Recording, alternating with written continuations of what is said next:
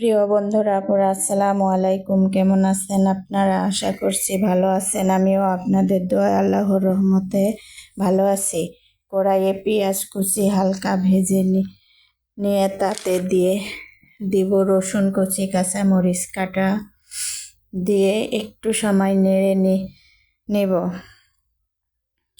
আবার দিয়ে দিব গুঁড়ো মরিচ ও হলুদ। সেগুলো একটু সময় নেড়ে নিয়ে হলুদ দিয়ে একটু নেড়ে না নিলে হলুদের কাঁচা গন্ধ আসে, যাই হোক সেগুলো দিয়ে একটু সময় নেড়ে নিয়ে দিয়ে দিব চিংড়ি মাছ। চিংড়ি মাছগুলো দিয়ে অনেক সময় কষাতে হবে। পরের বাড়ির জীবন অর্থাৎ শ্বশুর বাড়ির জীবন অনেক কষ্টের জীবন।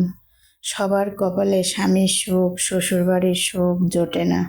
বাবা মায়ের অনেক আদরের মেয়ে, ভাইদের অনেক স্নেহের বোন, 18-20 বছর ধরে বড় হয়ে ওঠা মেয়ে, চাচা চাচি, দাদা দাদির, পাড়াপড়শি সবার কাছে ভালো।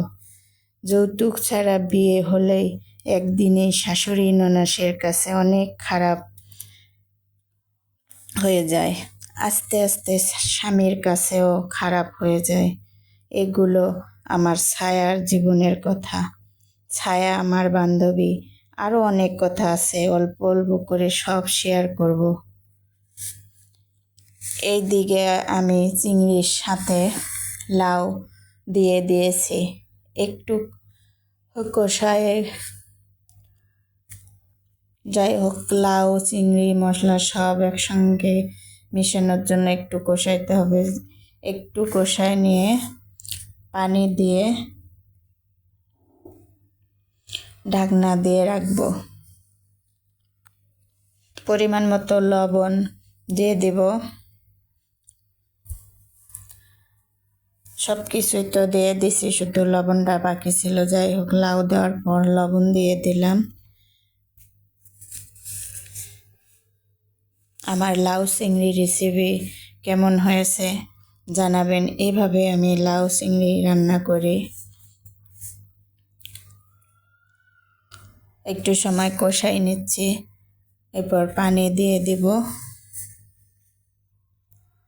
পানি দিয়ে ঢাকনা দিয়ে রেখে দেব